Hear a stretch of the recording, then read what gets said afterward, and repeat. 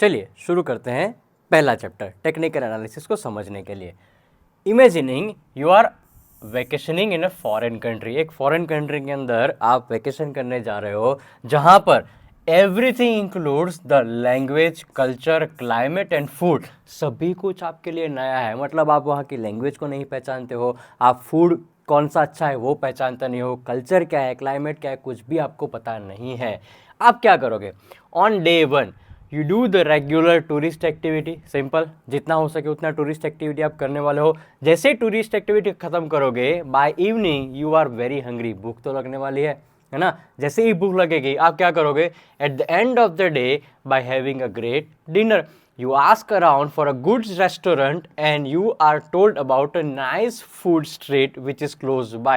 मतलब आपने लोगों को पूछा कि कौन सी रेस्टोरेंट यहाँ पर अच्छी है, आपको लोगों ने बताया भी कि एक नज़दीक एक बहुत अच्छी रेस्टोरेंट या बहुत अच्छा एक फूड स्ट्रीट वहाँ पर अवेलेबल है, और आपने डिसाइड किया कि भी चलो मैं वहाँ पर जाके कुछ खाना ट्राई करता हूँ। अब डायलेमा क्या होगा पता है? बहुत बड़ा डायलेमा यहाँ पर है। To your surprise there are many vendors selling the different varieties of food. बहुत एक फूड स्ट्रीट होती है ना, आपने देखा होगा फूड स्ट्रीट के अंदर कितने वेंडर्स होते हैं, lots of vendors are there, जो बहुत अच्छा अच्छा अलग अलग प्रकार का वहाँ पर खाना सर्व करते हैं।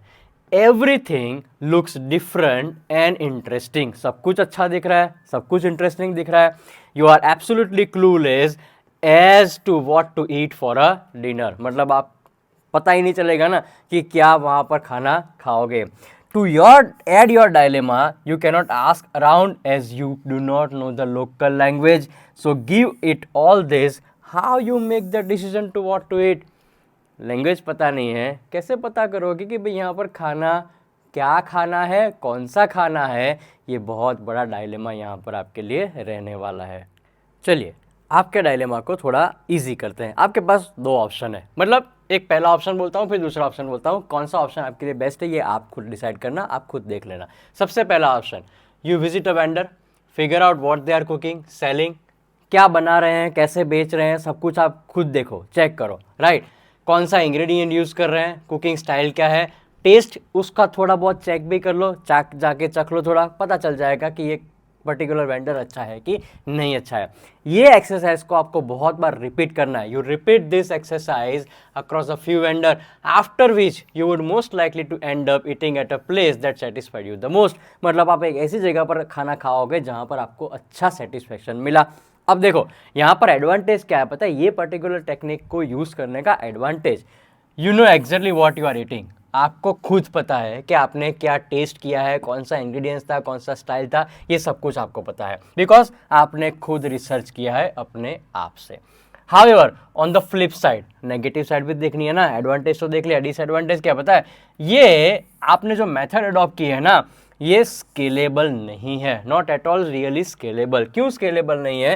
बिकॉज देखो 100 से ज़्यादा यहाँ पर वेंडर होंगे एक ही स्ट्रीट के ऊपर, आप लिमिटेड टाइम में कितने लोगों के पास आप खाना टेस्ट कर पाओगे?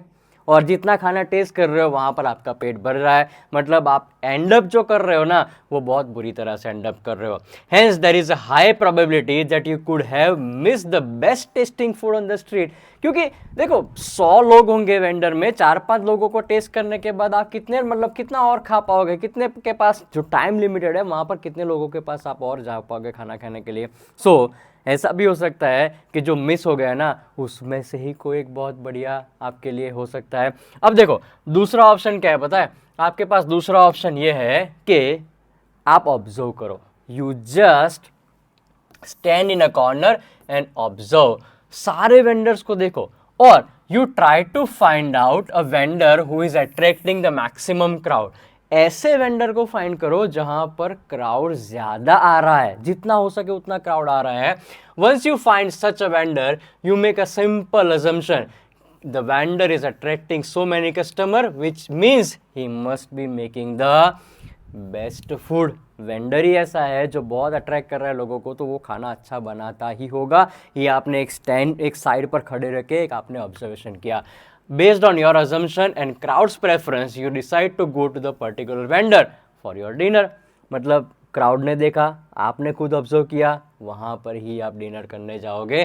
Chances that are you could eating the best testing food available on the street. अब यहाँ पर भी एडवांटेज क्या हो सकता है पता है? The advantage of this method is a scalability. जहाँ पर वो पुरानी मेथड जो थी, जहाँ पर आपने खुद रिसर्च किया, खुद बनाया, अब ये जो मेथड है ना, स्केलेबिलिटी यहाँ पर आपको बहुत मिलेगी। You just need to spot the vendor, आपको खाली वेंडर को स्पॉट करना है जहाँ पर maximum of number of customers are going and bet on the fact that the food is based on the crowd's preference. पर एक नेगेटिव साइड बोलूं, on the flip side, crowd need not to be always right. मतलब ये जो crowd आप देख रहे हो ना, वो हमेशा सही होगा, ये भी मैं नहीं मानता हूं। सो ये दो ऑप्शन तो आपको मैंने बता दिए। अब देखो, अगर आप रिकग्नाइज कर पाओ, so option 1 is absolutely similar to fundamental analysis, जहां पर आप स्टॉक का पूरा एनालिसिस करते हो, पूरा डिटेल निकालते हो, पी रेशियो, ईपीएस, प्रॉफिट क्या निकल के आया, रिटर्न ऑन नेटवर्थ क्या निकल के आया, रिटर्न ऑन इक्विटी क्या निकल के आया, ये सारी चीज़ों को आप एनालाइज करते हो और फिर डिसीजन लेते हो कि कौन से स्टॉक के अंदर इन्वेस्टमेंट किया जाए। Option number 2, absolutely it is known as a technical analysis. जहां पर क्राउड ज़्यादा है ना, वहां पर ही आपको जाना है, where one scans the opportunity based on the current trends and preference of the market. मतलब मार्केट का करंट ट्रेंड क्या है, मार्केट का मूव क्या चल रहा है, प्रेफरेंस क्या है लोगों का, ये ऑप्शन नंबर 2। मतलब सिमिलर भाषा में बोलूं, so option number 1 is fundamental analysis and option number 2 is based on technical analysis. ये सिंपल भाषा में मैंने आपको एक बेसिक अंडरस्टैंडिंग दे दी कि भाई टेक्निकल एनालिसिस और फंडामेंटल एनालिसिस क्या होता है।